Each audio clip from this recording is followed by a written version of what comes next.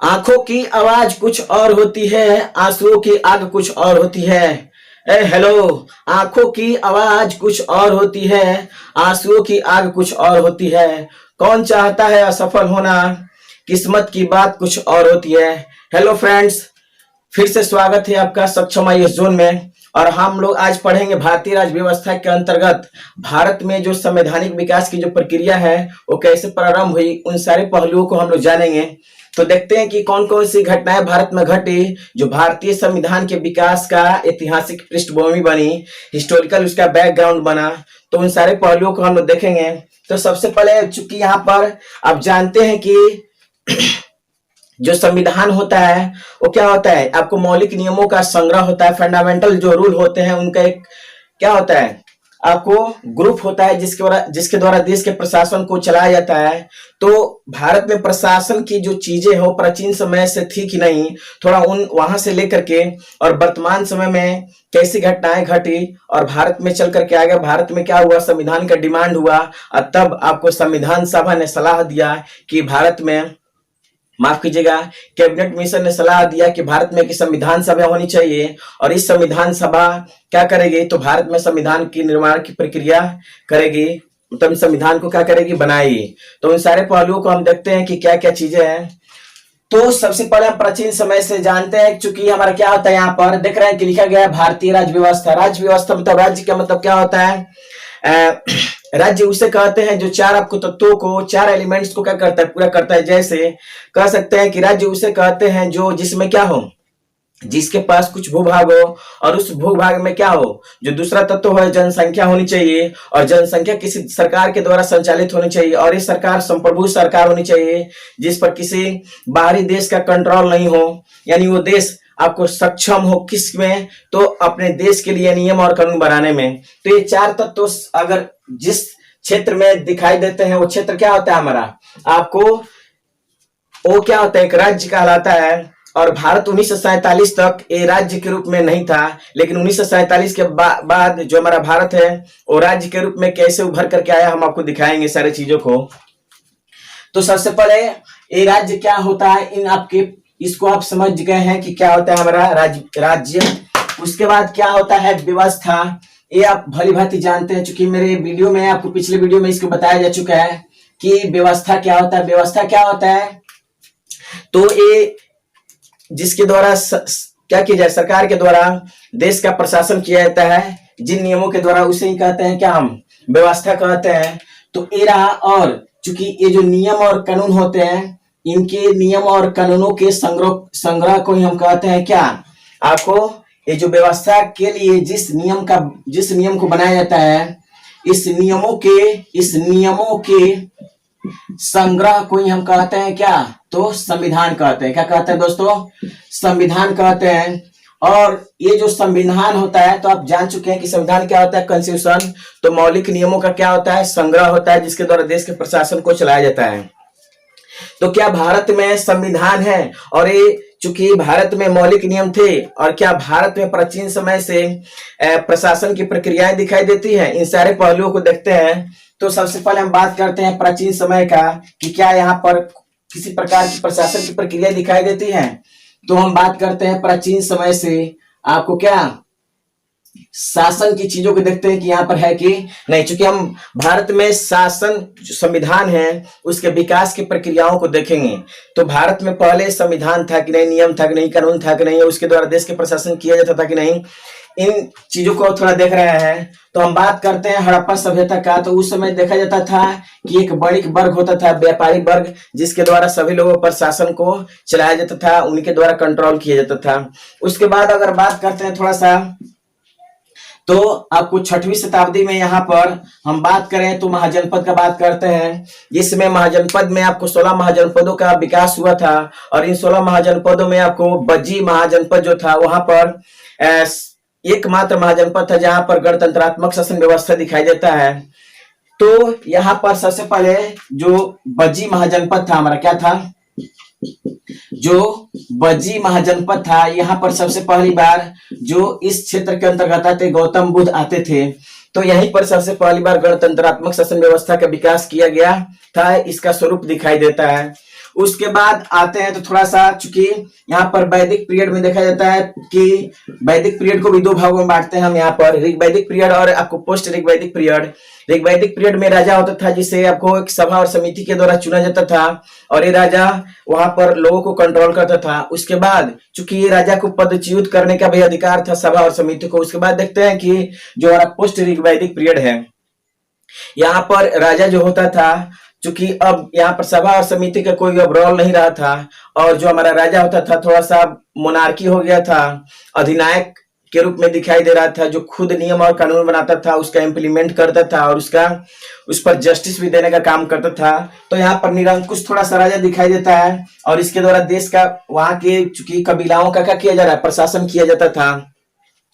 उसके बाद थोड़ा सा और आगे बढ़ते हैं तो थोड़ा सा मेडिएवल हम भारत में देखें या वर्ल्ड लेवल पर देखा जाए तो चूंकि ये अंधकार युग था यहाँ पर इस समय, और किस तरह की व्यवस्थाएं उतना आपको, हालांकि यहाँ पर प्रजातंत्र मोनार्की सिस्टम दिखाई देता है लेकिन किस तरह के विकास की प्रक्रिया नहीं दिखाई देती है। लेकिन हम भारत के संदर्भ में आपको इसके विकास की ऐतिहासिक पृष्ठभूमि को देखना है हमें। तो यहाँ पर भारत में अब देखेंगे क्या वर्तमान दौर में किस तरह से भारत में संविधान की विकास की प्रक्रियाएं शुरू हुई। तो हम बात करते हैं वर्तमान दौर का। चूंकि आप जानते हैं कि ये जो हमारा भारत था, ये जो हमारा क्या था, भारत था, ये प्राचीन समय से ही विश्व में लोकप्रिय रहा है अपने मसालाओं को लेकर के या अन्य चीजों को व्यापार के लिए काफी प्रमुख रहा है विश्व संदर्भ में। और इसका चूंकि यहाँ पर भारत के उत्तर पश्चिम में देखा जाए तो यहाँ पर पड़ता था हमारा क्या, आपको अफगानिस्तान, चूंकि उस समय इस भारत में ही शामिल था, पाकिस्तान, अफगानिस्तान, इराक, ईरान, उसके बाद आपको तुर्की क्षेत्र, और उसके बाद थोड़ा सा आगे बढ़े तो ये हम कब का बात कर रहे हैं, प्राचीन समय का। तो यहाँ पर ये थोड़ा सा देखा जाए कि यहाँ पर कि किस तरह से विकास हुआ है। तो उसके बाद यहाँ से आगे बढ़ते हैं तो दिखाई देता है हमारा क्या, यूरोप क्षेत्र पड़ता था और यूरोप का व्यापार आपको स्थलीय मार्ग से इसी द्वारा होता था, क्या, स्थलीय मार्ग से। लेकिन एक समय आया 1453 का, जिस समय क्या किया गया कि जो इस्लामी तुर्क थे उनका अधिकार हो गया कहाँ पर, तो इन आपको एक कुस्तुनतुनिया क्षेत्र पड़ता था और एक कुस्तुनतुनिया जो क्षेत्र एक माध्यम होता था जिसके द्वारा भारत के जो चीजें होती थी वो कहाँ पहुंचती थी, यूरोप में पहुंचती थी। लेकिन ये चूंकि इस्लामी तुर्कों के द्वारा अधिकार कर लिया गया और इस रास्ते को बंद कर दिया गया, जिससे क्या हो गया कि अब जो यूरोप क्षेत्र था उनके सारे व्यापार क्या हो गए, बंद हो गए, ठप हो गए। तो व्यापारी, चूंकि यूरोप तो शांत रहने वाले थे नहीं, उन्होंने क्या किया, जलीय मार्ग का पता लगाने के लिए अपने जो नाविक थे उसको प्रोत्साहित किया। जिसमें देखा जाए तो पुर्तगाल के जो राजा थे आपको उन्होंने क्या किया, अपने नाविकों को क्या किया, प्रोत्साहित किया कि भारत और यूरोप के बीच में जो जलीय मार्ग है उसका पता लगाया जाए। तो इसका पता लगाने के लिए आपको पुर्तगाल ने सबसे पहले आपको कदम बढ़ाया और इसका जो बार्थोलोमेओ डियाज, उसके बाद आपको वास्को डी गामा पहुंचे यहाँ पर और इस तरह से भारत में जलीय मार्ग का क्या हो गया, पता लगा लिया गया। उसके बाद यहाँ से होता है दूसरा चरण, थोड़ा दिखाई देता है। अब चूंकि यूरोप में क्या हुआ, जो पुर्तगाल था काफी इसके यहाँ दिन दुनी रात चौगुनी वृद्धि हुई, इस पर नजर आपको यूरोप के अन्य देशों को भी, देश के जो व्यापारी थे उनका भी नजर इस पर पड़ा और उन्होंने भारत में व्यापार करने के लिए कदम आगे बढ़ाया। तो देखते हैं कि भारत में व्यापार करने के लिए उस समय कौन कौन कंपनियां भारत में प्रवेश की। तो आपको 6 कंपनियां भारत में प्रवेश की और वो 6 कंपनियां कौन कौन थी उसके बारे में हम लोग चर्चा करेंगे। तो यहाँ पर 6 कंपनियां थी, कौन, जो यूरोप से 6 कंपनियां, 6 यूरोपीय कंपनियां थी, 6 आपको यूरोपीय यहाँ पर कंपनियां भारत में प्रवेश कर रही है। तो 6 कंपनियां कौन कौन थी, तो दोस्तों ये 6 कंपनियां थी और इससे बहुत सारे क्वेश्चन पूछे जाते हैं और ये आपको याद कर लेना चाहिए कि चूंकि 2 स्थितियां इसमें दिखाई देती है, एक कि इस कंपनी का स्थापना कब हुआ और इस कंपनी का भारत में आगमन कब हुआ। तो भारत में आगमन का क्रम यहाँ पर हम बता रहे हैं, फिर हम आगे इसको पढ़ेंगे कि चूंकि विस्तार से इसे पढ़ना है आपको इतिहास में भी, और आपको फिर चूंकि कंपनी को जब हम पढ़ेंगे तो सारे कंपनियों को क्या करेंगे, बारी बारी से देखेंगे। तो यहाँ पर सबसे पहले हमारी आई कौन, आपको पुर्तगाली ईस्ट इंडिया कंपनी आई, पुर्तगाली ईस्ट इंडिया आपको कंपनी आई थी और ये कंपनी आई थी 1498 में। उसके बाद आई थी हमारी जो दूसरी और सेकेंड कंपनी थी हमारी, वो थी आपको डच, आपको ईस्ट इंडिया कंपनी थी, जो आपको 2 में भारत में प्रवेश की थी। इसका स्थापना भी इस समय हुआ था, प्रवेश भी की थी। उसके बाद जो तीसरी हमारी कंपनी थी वो थी जो भारत में लंबे समय तक शासन की है, वो थी अंग्रेजी ईस्ट इंडिया कंपनी थी, जो 1608 में भारत में प्रवेश की थी। बताएंगे इतिहास में इसे पढ़ेंगे कि कैसे भारत में प्रवेश की है। उसके बाद आपको जो चौथी कंपनी थी वो थी हमारी आपको डेनिश ईस्ट इंडिया कंपनी थी। कौन थी? डेनिश ईस्ट इंडिया कंपनी थी, जो 1616 में भारत में प्रवेश की थी। उसके बाद आपको जो फ्रांसीसी ईस्ट इंडिया फ्रांसीसी ईस्ट इंडिया इंडिया कंपनी थी, वो 1664 में भारत में प्रवेश की थी।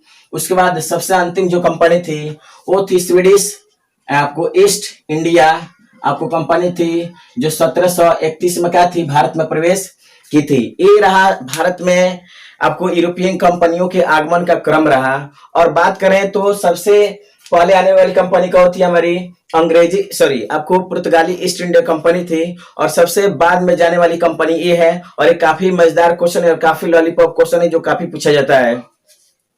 उसके बाद बात करते हैं तो इसमें सबसे शक्तिशाली कंपनी के रूप में उभर करके आई तो वो थी हमारी अंग्रेजी ईस्ट इंडिया कंपनी। और इस कंपनी ने सभी कंपनियों को लगभग मार करके यहाँ से क्या कर दिया? भगा दिया, खदेड़ दिया। लेकिन आपको कुछ कंपनियों को इसने क्या कर लिया? खरीद लिया। जैसे डच ईस्ट इंडिया कंपनी को इसने क्या कर लिया? खरीद लिया।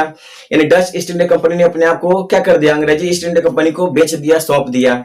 उसके बाद चूंकि अब यहाँ पर जो हमारी अंग्रेजी ईस्ट इंडिया कंपनी थी, इंग्लिश ईस्ट इंडिया कंपनी, तो इसने चूंकि जब इस सबसे पहले इसका जो प्रमुख कार्य था भारत में आने का, वो था मुख्य जो उद्देश्य था, जो मेन जो पर्पस था, वो था भारत में व्यापार करना। लेकिन धीरे धीरे चूंकि यहाँ पर चूंकि भारत के क्षेत्रों को उन्होंने क्या किया? चारों तरफ से इसको भ्रमण किया और देखा कि क्या स्थिति है भारत की। और देखा कि भारत की जो स्थिति है वो क्या है? अच्छी नहीं है। और यहाँ के जो लोग हैं, जो राजा हैं, जो भी राजा है वहां पर एक दूसरे से मिलजुल करके नहीं रह रहे हैं। किसी एक क्षेत्र को दूसरे क्षेत्र से किसी तरह का आपको यहाँ पर मतलब नहीं दिखाई देता है। तो इसने क्या किया? लगा कि इसका फायदा उठाया जा सकता है। ठीक है। उसके बाद एक क्या किया? क्षेत्रीय विस्तार को बढ़ावा देना शुरू कर दिया। और इस तरह से क्षेत्रीय विस्तार के अंतर्गत देखा जाए तो इन्होंने सबसे पहले 1757 में 1756 का बात है कि अंग्रेजी ईस्ट इंडिया कंपनी ने बंगाल में आपको बाउंड्री करवा रही थी। और इसका विरोध किया गया किसके द्वारा? तो जो वहां के जो शासक थे, कौन? सिराजुद्दौला साहब, उसके द्वारा उनके उस चीज को विरोध किया गया। तो उसके बाद आगे चल करके इस विरोध के कारण 1757 में प्लासी का युद्ध भी हुआ। तो यहां से इनकी विस्तार की प्रक्रिया दिखाई देती है। सबसे पहली बार 1757 का अगर हम बात करें, जिसमें प्लासी का युद्ध हुआ था। क्या हुआ था? प्लासी का युद्ध हुआ था 1757 का, जिसमें आपको सिराजुद्दौला को लॉर्ड क्लाइव के द्वारा पराजित कर दिया गया। और इन जो मिर्जाफर था इसने क्या कर दिया? इनको धोखा दे दिया था। और इस तरह से प्लासी के युद्ध में जो सिराजुद्दौला थे वो क्या हो गया? हार गए, पराजित हो गया। और इस तरह से बंगाल पर क्षेत्रीय विस्तार के अंतर्गत देखा जाए तो बंगाल पर अधिकार हो गया। ठीक है। किसका? तो अंग्रेजों का अधिकार हो गया। उसके बाद थोड़ा सा और आगे बढ़ते हैं तो देखते हैं कि 1764 का कहानी है। यहाँ पर कब का कहानी है? तो 1764 का कहानी है जो बक्सर युद्ध से संबंधित है। इसमें भारत के 3 आपको शासकों ने क्या किया? आपको अंग्रेजी ईस्ट इंडिया कंपनी से लड़ा था। और इसमें हेक्टर मुनरो आपको अंग्रेजों की तरफ से आपको सैन्य अधिकारी थे। और ये थे हमारे आपको भारत के जो 3 शासक थे, जैसे दिल्ली के शासक थे, बंगाल के शासक थे और अवध के आपको सुजाउद्दौला थे। बंगाल के आपको मीर कासिम थे और आपको दिल्ली के शाह आलम द्वितीय थे। इन तीनों राजाओं ने क्या किया? इस हेक्टर मुनरो के विरोध में क्या किया? युद्ध लड़ा। लेकिन ये तीनों क्या हो गए?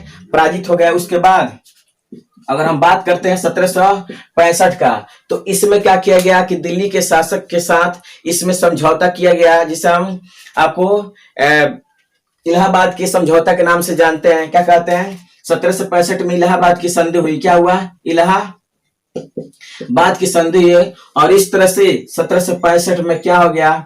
यहाँ पर जो ईस्ट इंडिया कंपनी थी अब उसको बंगाल, बिहार और उड़ीसा, इलाहाबाद की संधि के तहत यहाँ पर बंगाल, बिहार और उड़ीसा क्या कह रहे हैं? यहाँ पर बंगाल, इलाहाबाद की क्या हुई? संधि हुई। क्या हुई? आपको संधि। और इस संधि के तहत आपको यहाँ पर बंगाल, बिहार और उड़ीसा, बंगाल, बिहार और उड़ीसा की जो दीवानी अधिकार थी, क्या थी, आपको आपको क्या थी, दीवानी जो अधिकार था। दीवानी अधिकार का तात्पर्य यहाँ पर क्या होता है, दीवानी अधिकार का तात्पर्य होता है राजस्व संबंधी अधिकार, यानी राजस्व वसूलने का जो अधिकार है अब किसको हो गया, कंपनी को प्राप्त हो गया। तो यहाँ पर ये चीज आपको दिखाई देता है किसके तहत, तो इलाहाबाद की संधि के तहत बंगाल, बिहार और उड़ीसा का जो दीवानी अधिकार है किसको प्राप्त हो गया, अंग्रेजी ईस्ट इंडिया कंपनी को ये दीवानी अधिकार प्राप्त हो गया, अर्थात राजस्व वसूलने का अधिकार प्राप्त हो गया। और उस तरह से यहाँ पर देखा जाए तो ये तो 1765 में, और 1770 आते आते तक पूरे दिल्ली तक क्या हो गया, भारत के अधिकांश क्षेत्रों पर आपको अंग्रेजी ईस्ट इंडिया कंपनी का क्या हो गया, अधिकार हो गया। और 1765 से भारत में जो कंपनी व्यापार करने के उद्देश्य से आई थी, अब उसका उद्देश्य व्यापार के साथ साथ क्या हो गया था, अब भारत में प्रशासन को चलाना भी हो गया था। तो अब यहाँ पर दो कार्य दिखाई देते हैं किसके, कंपनी के, जो हमारा अंग्रेजी ईस्ट इंडिया कंपनी थी, अब उसके यहाँ पर जो कार्य है, एक कार्य का डिवीजन हो जा रहा है। एक तो व्यापारिक कार्य है, यानी कि एक तो हमारा क्या है, कमर्शियल है, क्या हमारा, एक तो देख सकते हैं यहाँ पर क्या है, कमर्शियल है, यानी कि व्यापार और वाणिज्य से संबंधित है। और दूसरा हमारा क्या है, एडमिनिस्ट्रेशन से संबंधित हो जा रहा है, क्या हो रहा है, एडमिनिस्ट्रेशन हो जा रहा है, क्या हो रहा है, यहाँ पर एडमिनिस्ट्रेशन भी दिखाई दे रहा है और आपको कमर्शियल चीजें भी दिखाई दे रही है, यानी कि कंपनी के दो चीजें, अब दो कंपनी के द्वारा दो कार्य किए जा रहे हैं, एक तो व्यापार करना और दूसरा आपको प्रशासन को चलाना। लेकिन यहाँ पर जब प्रशासन चलाया जा रहा था किसके द्वारा, आपको कंपनी के द्वारा प्रशासन को चलाया जा रहा था। तो ये जो प्रशासन है, चूंकि 1770 आते तक जब कंपनी के द्वारा प्रशासन को चलाया जाना शुरू किया गया, तो यहाँ पर ये जो कंपनी थी भारतीयों का काफी शोषण करना शुरू कर दी थी। और इस शोषण का जो मामला है आपको ब्रिटिश संसद को पहुंचा, और ब्रिटिश संसद ने इस प्रकार किया, अपना कुछ इसको कंट्रोल करने के लिए कुछ प्रक्रियाएं शुरू की। तो ये चीजें हैं। उसके बाद आपको इनको कंट्रोल करने के लिए जो अंग्रेजी ईस्ट इंडिया कंपनी है वो क्या की कि यहाँ पर समय समय पर नियम और कानून को भेजना शुरू कर दी कि ईस्ट इंडिया कंपनी को किसी तरह से यहाँ पर कंट्रोल किया जाए। क्या किया जाए, जो अंग्रेजी ईस्ट इंडिया कंपनी है जो व्यापार को भी देख रही है और व्यवसाय प्रशासन को भी देख रही है, क्योंकि अब काफी भारत के लोगों का शोषण कर रही है, जो कि और ये मामला ब्रिटिश संसद में पहुंच गया था। तो ब्रिटिश संसद ने इसको कंट्रोल करने का प्रयास किया और समय समय पर नियम और कानून भेजे, और वही नियम कानून भारत के संविधान की ऐतिहासिक पृष्ठभूमि बनी। क्या बना, उसका आधार बना। चूंकि ये जो कंट्रोल करने के लिए नियम और कानून आ रहे थे, उसमें से कुछ नियम और कानून का, चूंकि कानून जो होता है उसका सकारात्मक प्रभाव भी पड़ सकता है, नकारात्मक प्रभाव भी पड़ सकता है। तो जिस नियम और कानून का सकारात्मक प्रभाव पड़ रहा था उसे संविधान सभा ने क्या की थी, अपनाई, और उस भारत के संविधान का क्या की थी, निर्माण की थी। तो यहाँ पर लेकिन आपको एक समय आया 1757 का, जहां पर आपको भारत का जो प्रथम स्वतंत्रता संग्राम था, जिसे सैनिक विद्रोह के नाम से भी जानते हैं, इसमें क्या किया गया था कि भारत के लोगों के द्वारा, चूंकि कंपनी के द्वारा काफी शोषण किया जा रहा था, तो एक समय आया 1857 का जिसमें भारत के लोगों के द्वारा आपको काफी विरोध किया गया जगह जगह पर, जिसकी वजह से कंपनी ब्रिटिश संसद क्या हो गई, सतर्क हो गई, और कंपनी के द्वारा जो शासन को चलाया जा रहा था उसको अपने अंडर में ले ली। और वहां पर उसके बाद जो क्राउन था, उस क्राउन के अंदर इस शासन को ला दिया गया, और उस क्राउन के तहत भारत में शासन को चलाना शुरू कर दिया गया।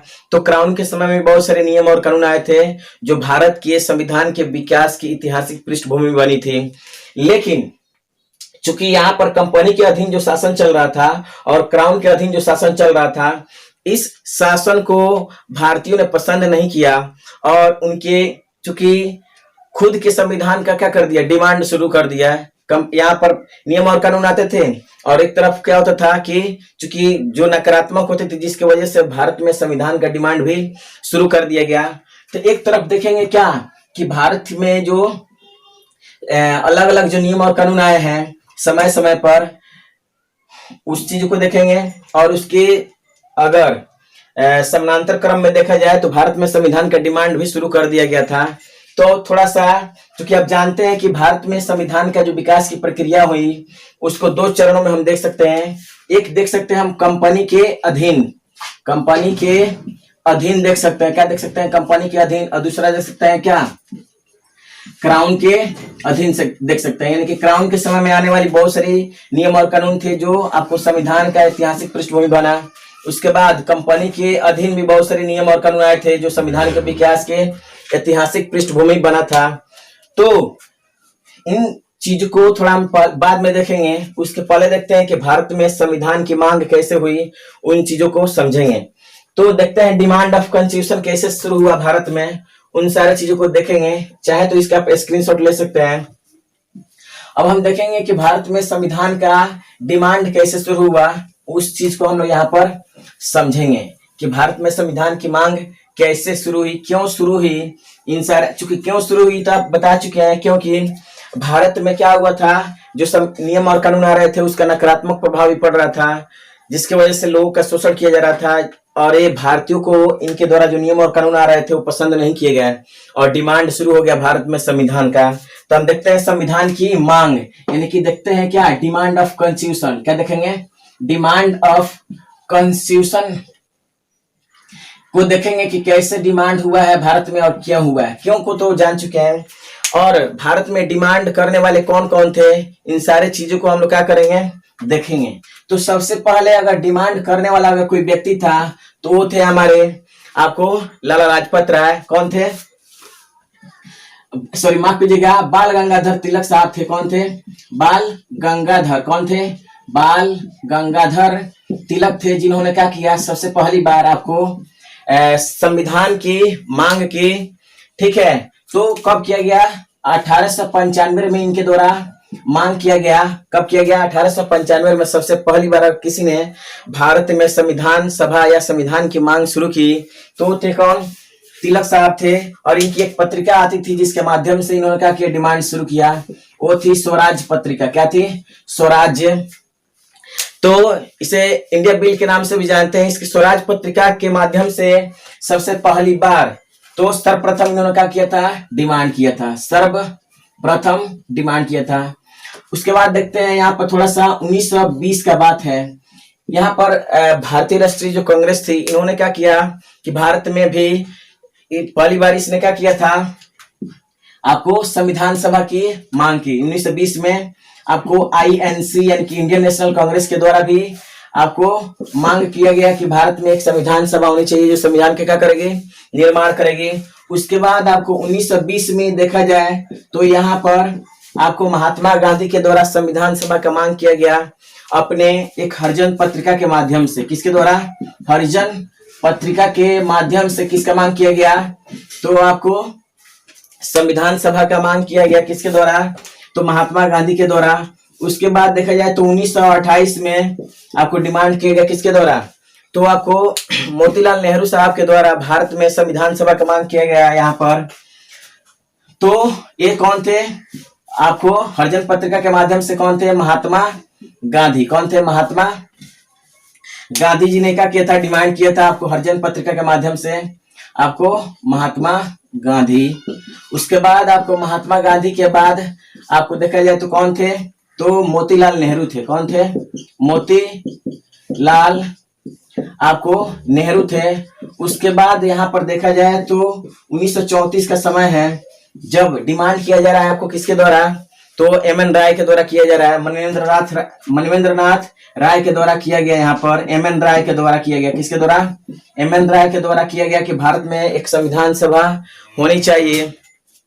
उसके बाद आते हैं तो यहाँ पर चूंकि जब डिमांड किया जा रहा था तो एक अगस्त प्रस्ताव आया था 1940 में, और इस अगस्त प्रस्ताव ने कहा, चूंकि सेकेंड वर्ल्ड वार का ये समय है और यहाँ पर चूंकि 1939 से लेकर 1945 तक सेकेंड वर्ल्ड वार चला था, और इसमें भारतीय सैनिकों को आपको किसी तरह से आपको जो ब्रिटेन की जो सैनिक थे उसके अंदर में इसको लाना था। ठीक है, सेकेंड वर्ल्ड वार में। तो केवल लुभाने के लिए इसने चूंकि ब्रिटिश संसद ने इस चीज को भेजा था अगस्त प्रस्ताव को, और इस अगस्त प्रस्ताव के अंतर्गत कहा गया था कि भारत को एक डोमिनियन स्टेट का दर्जा दिया जाएगा, और ठीक है, लेकिन ये भारतीयों को पसंद नहीं आया। तो 1940 में क्या आया हमारा, अगस्त प्रस्ताव आया। क्या आया, अगस्त प्रस्ताव आया, लेकिन इसे क्या कि भारतीय जनता ने अस्वीकार कर दिया। उसके बाद 1942 में आया क्रिप्स प्रस्ताव, जिसमें आपको इसने स्पष्ट रूप से स्वीकार कर लिया था कि हाँ, भारत में एक संविधान सभा होगी। क्रिप्स प्रस्ताव आया था कब, 1942 में आया था क्रिप्स प्रस्ताव। और इस क्रिप्स प्रस्ताव में एक कॉपी पेस्ट था आपको किसका, तो अगर प्रस्ताव में जो भी शर्त रखी गई थी, चीजें दी गई थी, वही सारी कॉपी पेस्ट यहाँ पर किया गया था, यानी सारे हूबहू चीजें इसमें शामिल थी। इसलिए इसे महात्मा गांधी ने इसे क्या किया, पोस्ट डेटेड चेक कहा, या इसे मृत आपको ड्राफ्ट कहा गया था। किसके द्वारा, महात्मा गांधी के द्वारा कहा गया था, और इसे भी अस्वीकार कर दिया गया। उसके बाद 1945 का अगर हम बात करें तो एक बेबल योजना आया था, जिसे हम शिमला समझौता के नाम से भी जानते हैं। इसने भी सारी चीजों को इसमें वही शामिल किया, और इसे भी अस्वीकार कर दिया गया। क्या आया था, बेबल योजना आया था, और बेबल योजना जिसे शिमला समझौता के नाम से भी जानते हैं, और इसमें इसको अस्वीकार कर दिया गया। उसके बाद आपको उसके बाद देख रहे हैं कि यहाँ पर 1946 का समय है। कब का बात है, 1946 का समय है। यहाँ पर आया था हमारा क्या, कैबिनेट मिशन आया था। क्या आया था, कैबिनेट मिशन। और यहीं से होती है कहानी शुरू है भारत की कि कैसे संविधान का विकास होगा। कैबिनेट मिशन था हमारा, क्या था, कैबिनेट मिशन था। तो इस मिशन ने ये तय कर दिया गया कि हाँ, भारत में एक संविधान सभा होगी, और वो संविधान सभा क्या होगी, तो उसी के द्वारा यहाँ पर क्या किया जाएगा, आपको भारत में संविधान का विकास किया जाएगा। तो इसने कहा, कौन, कैबिनेट मिशन है। आप देखते हैं कि जुलाई 1946 में किया गया। क्या किया गया, आपको जुलाई 1946 का समय है। कब का समय है, जुलाई 1946 का समय है। संविधान सभा का चुनाव हुआ, और उसके बाद चुनाव होने के बाद आपको संविधान सभा का क्या किया गया, यहाँ पर गठन किया गया, जो वर्तमान समय में संसद के रूप में देखा जा सकता है। तो इस संविधान सभा ने आपको क्या किया, संविधान का निर्माण किया, और ये संविधान आपको 2 वर्ष 11 महीने और 18 दिन में क्या हुआ, बन करके तैयार हो गया। तो ये संविधान ये तो बन करके तैयार हो गया, लेकिन उसकी ऐतिहासिक पृष्ठभूमि क्या है, तो इसे ही हम कहते हैं क्या, ये जो हमारा ऐतिहासिक पृष्ठभूमि क्या रहा है, वही है इसकी ऐतिहासिक पृष्ठभूमि। जो यहाँ पर चूंकि कंपनी भारत में आई शासन की, और कंपनी के शासन को किसके अंडर में चला गया, क्राउन के अंडर में। और कंपनी के द्वारा जो शासन चलाया जा रहा था, उसको कंट्रोल करने के लिए बहुत सारे नियम और कानून आए। क्राउन के द्वारा शासन और नियम और कानून चलाया जा रहा था, तो इसको भी कंट्रोल करने के लिए यहाँ पर है। तो जो चीज इसमें से पसंद पड़ा, उसने संविधान सभा ने क्या किया, उसे अपनाया, और भारत के संविधान का विकास किया। तो उसके बाद हम देखेंगे कि भारत के जो संविधान की जो ऐतिहासिक पृष्ठभूमि रही, उन सारी चीजों को हम लोग क्या करेंगे, देखेंगे। तो आप चाहे तो आप इसका स्क्रीनशॉट ले सकते हैं। उसके बाद हम देखेंगे भारत में संविधान की ऐतिहासिक पृष्ठभूमि क्या रही। आप तो देख चुके हैं भारत में संविधान की मांग कैसे प्रक्रिया चली है, और उसके बाद संविधान बना है, तो उसका ऐतिहासिक पृष्ठभूमि ये है, और उसी ऐतिहासिक पृष्ठभूमि को अभी हम लोग देखेंगे। क्योंकि ये मेरा वीडियो काफी लंबा होने वाला है, तो चाहे तो आप इसका स्क्रीनशॉट ले सकते हैं। उसके बाद हम देख रहे हैं अब क्या, तो भारत में ये आपको जो संविधान का विकास हुआ है, उसका जो आपको हिस्टोरिकल जो बैकग्राउंड है, यानी कि ऐतिहासिक जो पृष्ठभूमि है, उन सारे पहलुओं को हम लोग देखेंगे कि क्या चीजें हैं। तो यहाँ पर देखा जाए तो चलिए हम देखेंगे क्या भारतीय जो संविधान है, आपको उसकी ऐतिहासिक पृष्ठभूमि क्या है। तो भारतीय संविधान की आपको क्या देखेंगे, राष्ट्रीय पृष्ठभूमि। भारतीय संविधान की ऐतिहासिक जो पृष्ठभूमि है, भारतीय संविधान की आपको ऐतिहासिक आपको जो पृष्ठभूमि है वो क्या है, उसको हम लोग क्या करेंगे, जानेंगे कि क्या है हमारे। तो भारतीय संविधान का जो विकास 2 चरणों में हुआ है, और वो आपको किस तरह से हुआ हम आपको दिखाते हैं। तो कितने चरण में हुआ है, आपको 2 चरण में हुआ है। तो जो पहला चरण है वो हमारा क्या है, आपको कंपनी के अधीन क्या हुआ है हमारा, कंपनी के अधीन। और दूसरा हुआ है हमारा कंपनी के, क्या है हमारा, ये हमारा कंपनी के अधीन, कंपनी के अधीन क्या हुआ है, तो विकास हुआ है। कंपनी के अधीन बहुत सारे नियम और कानून आए थे और उसको लेकर के क्या किया गया था, भारतीय संविधान का विकास किया गया था। उसके बाद आता है हमारा क्या, आपको क्राउन के अधीन जो नियम और कानून आए थे, क्राउन के अधीन, तो उसको भी, उसमें से कुछ विषय वस्तु को लेकर के हमारे संविधान का क्या हुआ था, विकास हुआ था। तो देखते हैं कि कौन कौन वो चीजें हैं हमारा। तो कंपनी के अधीन में कौन कौन से नियम और कानून आए थे आपको ब्रिटिश संसद के द्वारा। तो सबसे पहले लाया गया था आपको एक चार्टर के द्वारा कंपनी यहाँ पर आई थी, जिसे हम कहेंगे क्या, आपको 1600 एडी का आपको चार्टर, और इसी चार्टर एक्ट के द्वारा यहाँ पर कंपनी भारत में क्या करने आई थी, तो व्यापार करने के उद्देश्य से आई थी। दूसरा हमारा क्या है, आपको 1626 एडी का क्या है हमारा का एक चार्टर आया है, उस चीज को भी हम लोग देखेंगे। उसके बाद आपको हमारा देख रहे हैं आगे चल करके, तो 1773 का आपको रेगुलेटिंग एक्ट है, क्या है, रेगुलेटिंग एक्ट आया है, तो उसको हम लोग जानेंगे। उसके बाद आपको 1776 का एक एक्ट है, 1776 का अधिनियम, उसको हम लोग देखेंगे, 1776 का अधिनियम। उसके बाद हम लोग देखेंगे क्या, तो 1776 है, उसके बाद एक अधिनियम आ रहा है आपको क्या, तो 1781 का आपको क्या है हमारा, 1781 का एक्ट ऑफ सेटलमेंट है, क्या है हमारा, एक्ट ऑफ सेटलमेंट है। चूंकि जो 1773 जो हमारे एक्ट था उसमें बहुत सारे आपको क्या किए गए थे, कुछ कमियां थी, उस कमियों को दूर करने के लिए आपको एक्ट ऑफ सेटलमेंट लाया गया था।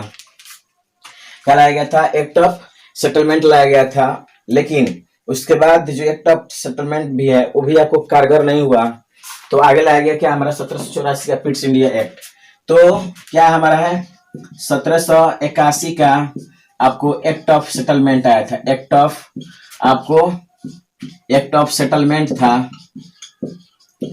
उसके बाद लाया गया आपको 1784 का आपको पिट्स इंडिया एक्ट। चूंकि उस समय के तत्कालीन प्रधानमंत्री हुआ करते थे पिट्स, उन्हीं के नाम पर एक्ट आया था, पिट्स इंडिया एक्ट। तो इस चीज को हम लोग जानेंगे।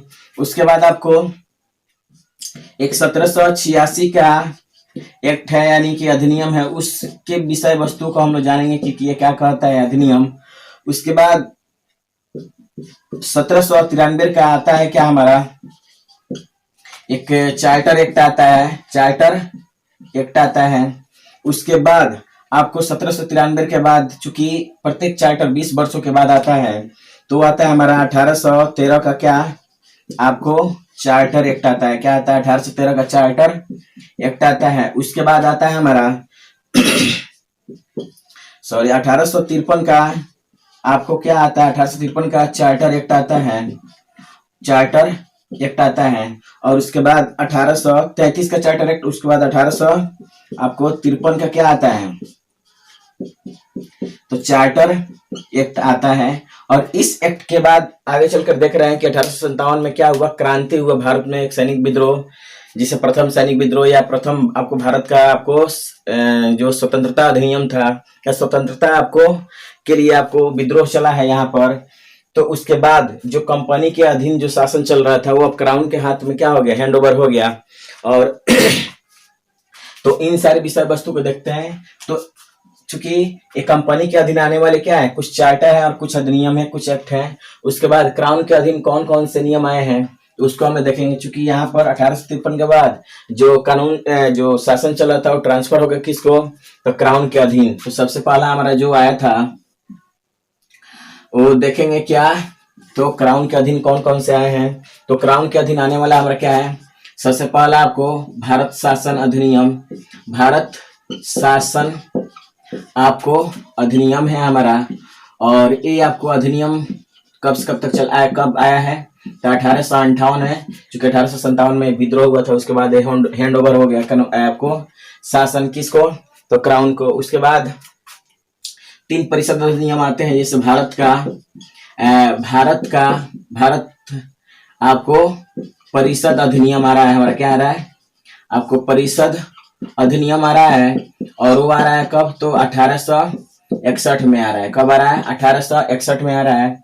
उसके बाद दूसरा परिषद अधिनियम आपको भारत परिषद अधिनियम आ रहा है, कब, भारत परिषद अधिनियम आपको 1892 में आ रहा है। अधिनियम हमारा कब रहा है, तो 1892 में लाया गया हमारा दूसरा परिषद अधिनियम। उसके बाद जो हमारा तीसरा परिषद अधिनियम आ रहा है हमारा, वो भारत परिषद अधिनियम है। भारत परिषद अधिनियम है हमारा 1909 में लाया गया है, जिसको हम आपको पार्लियामेंट सुधार अधिनियम के नाम से जानेंगे, क्योंकि इसकी बहुत एक खतरनाक विशेषता थी, जिसमें पहली बार भारत में आपको पृथक निर्वाचन प्रणाली की शुरुआत की गई। हालांकि इसके पूरे विस्तार से हम लोग जानेंगे आगे। उसके बाद कुछ अधिनियम आ रहे हैं, क्या, भारत शासन अधिनियम फिर से यहाँ पर आगमन हो रहा है। भारत शासन आपको अधिनियम कहेंगे इसे, और ये आ रहा है कब, तो 1919 में लाया जा रहा है। और इसके तहत चूंकि भारत में जो सिविल सर्विसेज की तैयारी है उसके तरफ कदम बढ़ाया गया है, दिखाया देता है यहाँ पर।